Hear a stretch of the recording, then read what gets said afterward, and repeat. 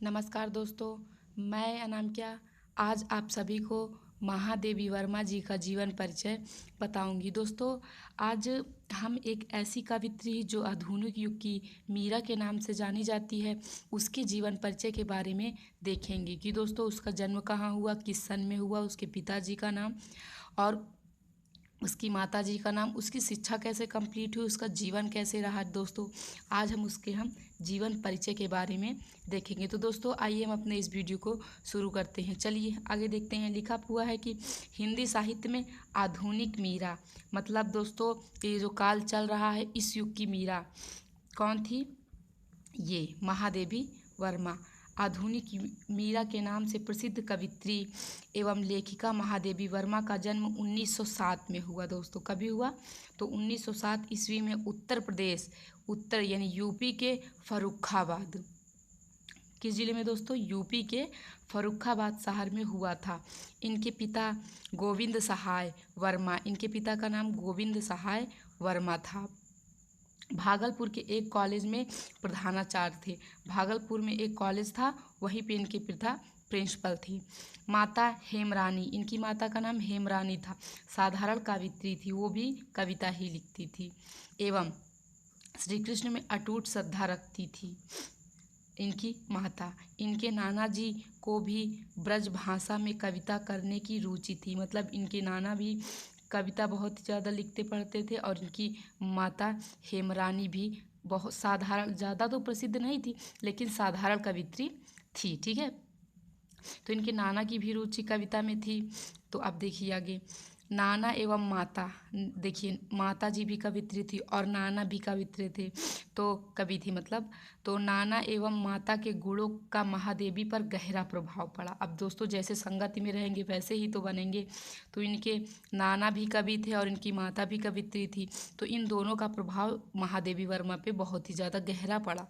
तो देखिए आगे, इनकी प्रारंभिक शिक्षा इंदौर से और उच्च शिक्षा प्रयाग में हुई थी। जो प्रारंभिक शिक्षा मतलब 1 2 3 4 वो कहाँ पे हुई थी? इंदौर। और उच्च शिक्षा कहाँ पे हुई थी? 200 डिग्री प्रयाग में मिली थी इन्हें। अब देखिए, 9 वर्ष की अल्पायु में ही इनका विवाह स्वरूप नारायण वर्मा से हो गया। मतलब दोस्तों जब ये 9 साल की थी तभी इनकी शादी, अब बताइए 9 साल की बच्ची की शादी कर दी गई स्वरूप नारायण वर्मा से। किंतु इन्हीं दिनों इनकी माता का स्वर्गवास हो गया। इनके शादी के आसपास ही इनकी माता जी का स्वर्गवास हो गया। ऐसी विकट स्थिति में भी इन्होंने अपना अध्ययन जारी रखा। मतलब दोस्तों ये अपने ज़िंदगी से संघर्ष करते हुए बहुत आगे बढ़ी। इनकी माता जी का देहांत हो गया, 9 साल में इनकी शादी हो गई, तब पर भी दोस्तों ये अपने अध्ययन को जारी रखी, अपने धैर्य को नहीं खोया। दोस्तों देखिए, अत्यधिक परिश्रम के फलस्वरूप इन्होंने मैट्रिक से लेकर MA तक की परीक्षाएं प्रथम श्रेणी में उत्तीर्ण की। देख लीजिए दोस्तों। उसके बाद है 1933 ईस्वी में इन्होंने प्रयाग महिला विद्यापीठ में प्रधानाचार्य पद को सुशोभित किया। मतलब उस पद पे इन्होंने दोस्तों काम किया। इन्होंने लड़कियों की शिक्षा के लिए काफ़ी प्रयास किए, साथ ही नारी की स्वतंत्रता के लिए ये सदैव संघर्ष करती रही। मतलब दोस्तों यहाँ नारी की स्वतंत्रता से ये है कि उसे भी आदमियों इतना अधिकार होना चाहिए उसकी स्वतंत्रता के लिए, कि पहले की औरतें जो थी दोस्तों वो घर में ही रहती थी, कहीं बाहर नहीं जाती थी। उनकी स्वतंत्रता के लिए महादेवी वर्मा ने संघर्ष किया। अब देखिए, इनके जीवन परिचय पर महात्मा गांधी तथा काल साहित्य साधना पर रविन्द्रनाथ टैगोर का प्रभाव पड़ा।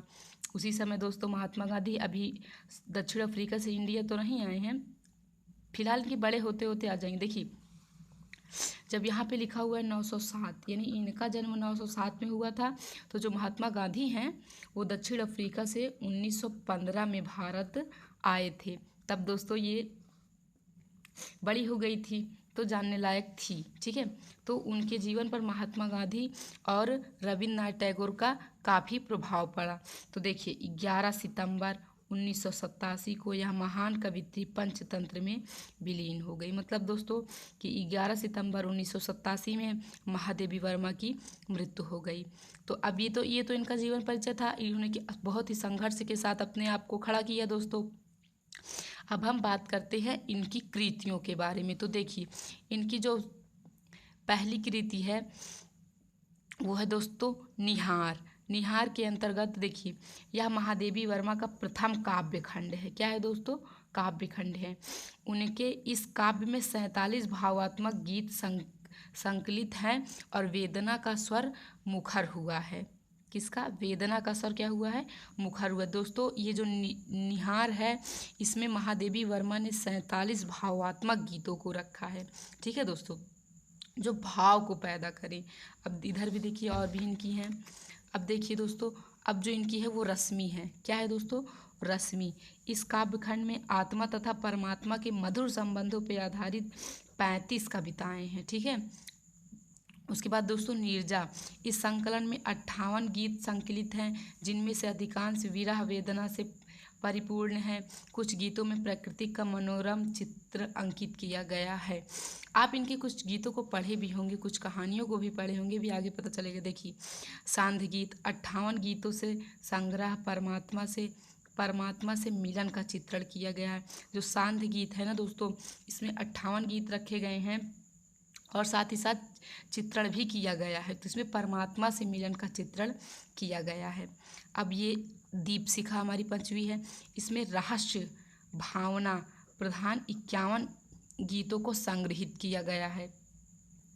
अब इनकी अन्य रचनाएं देख लीजिए, जैसे अतीत के चलचित्र।